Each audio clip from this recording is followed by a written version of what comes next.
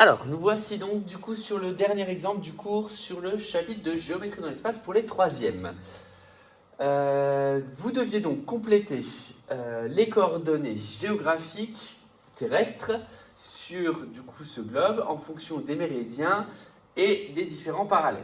Donc dans un premier temps, sur ce type d'exercice, ce que je vous conseille, c'est de repasser du coup ce qui correspondrait entre guillemets à l'axe des abscisses, c'est-à-dire l'équateur, et ce qui correspondrait à l'axe des ordonnées, c'est-à-dire le méridien de Greenwich.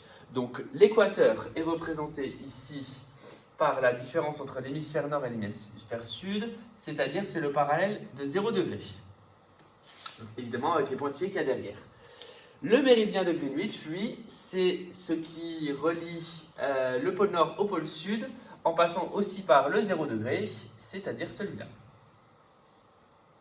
Et donc, en fonction de ça, on va pouvoir du coup dire si on est à l'est, à l'ouest, donc du méridien de Greenwich, ou au nord, au sud de l'équateur. Tout en commençant toujours par l'axe des abscisses, c'est-à-dire est-ouest. Donc, par exemple, pour le point A, on voit qu'on est sur un méridien qui se situe à 21 degrés à l'est. Donc, ça va être 21 degrés est.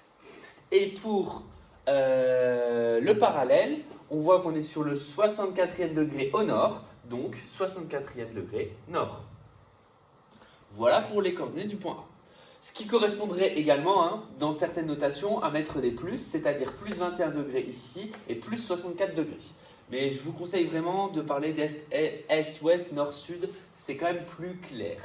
Ensuite, pour le point B qui est ici, donc on se trouve à l'est du méridien de Greenwich, au niveau du 82e degré, donc 82 degrés ouest, pardon.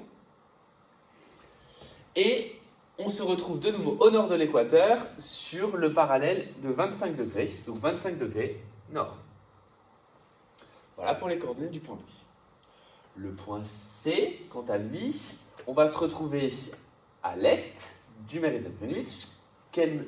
Combien de degrés? 55 degrés est. Donc 55 degrés est. Et par contre, cette fois-ci, on se retrouve au sud de l'équateur, sur le parallèle qui correspond à 20 degrés, donc 20 degrés sud. Voilà pour les coordonnées des points ABC. Maintenant, à l'inverse, vous devez être capable de placer le point D et le point E. Donc le point D, 55 degrés est, 45 degrés nord. Donc je cherche le méridien qui passe par 55 degrés.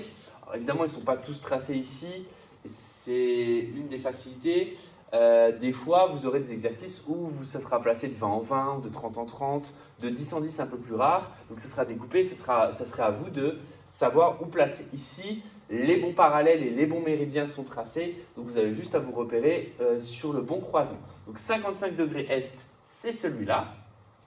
Et 45 degrés nord, donc je dois chercher le parallèle au nord, 45 degrés. C'est-à-dire que le point D, il est ici. Ensuite, pour le point E, 43 degrés ouest, alors je rappelle que les notations sont souvent en anglais, donc W pour ouest, et donc 43 degrés ouest, 20 degrés sud, donc 43 degrés ouest c'est ce parallèle-là, 20 degrés sud c'est ici, donc le point E est ici.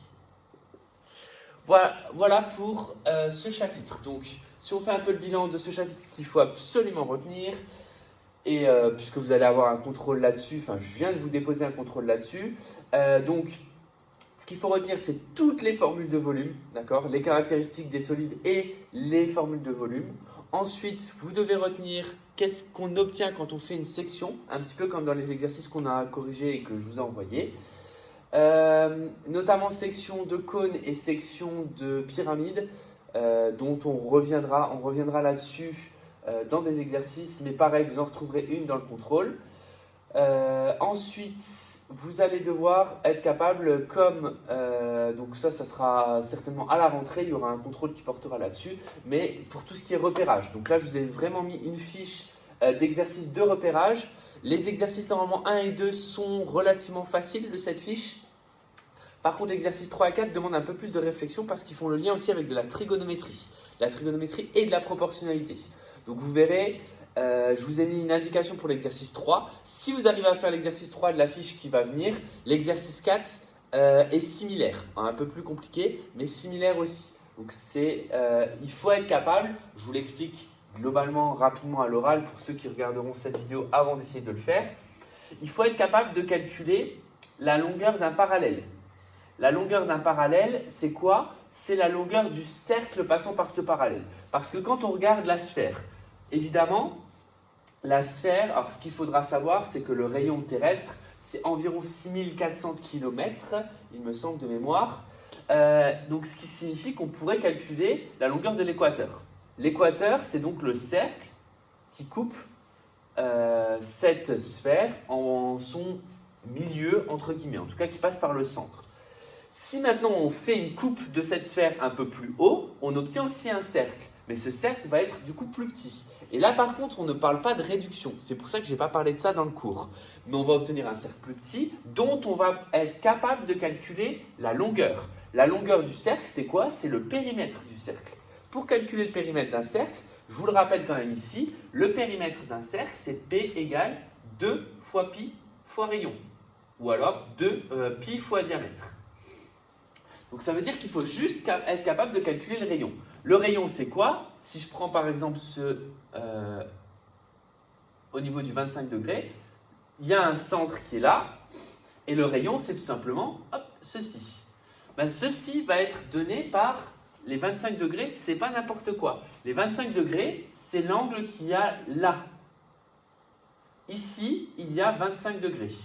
Si là, il y a 25 degrés, j'ai aussi un triangle rectangle ici, je peux trouver la mesure de cet angle-là, puisque cet angle-là va être un angle droit. Donc si ici, ça fait 25 degrés, ça veut dire que la mesure qu'il y a juste au-dessus, c'est le complément pour aller à 90. Donc le complément pour aller à 90, c'est 65 degrés.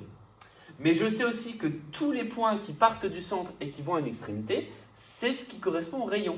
Et le rayon de la sphère fait donc 6400. Alors je ne sais plus si c'est 6400 ou si c'est 3200. Donc ça sera vraiment à vérifier. Mais dans tous les cas, j'ai un triangle rectangle ici, je connais un angle, je connais une mesure, je peux donc calculer le nouveau rayon qu'il y a là, grâce à la trigonométrie. Donc là, l'exercice 3, je vous ai donné un autre exemple, mais ce qu'il faut comprendre dans l'exercice 3 de la fiche, c'est qu'il va falloir calculer le rayon du cercle. Pour le calculer, on va avoir besoin du coup de la trigonométrie, et donc de petits raisonnements comme ça, et de savoir que les 25 degrés correspondent à l'angle entre l'équateur, le rayon de l'équateur, et la position sur le globe. C'est-à-dire que c'est vraiment l'angle là. Donc si je connais l'angle là, je peux déduire l'angle là. Voilà pour donc, ce cours, et aller un petit peu plus loin pour une petite explication sur ce qu'il va falloir faire dans la fiche d'exercice que je vous ai donnée.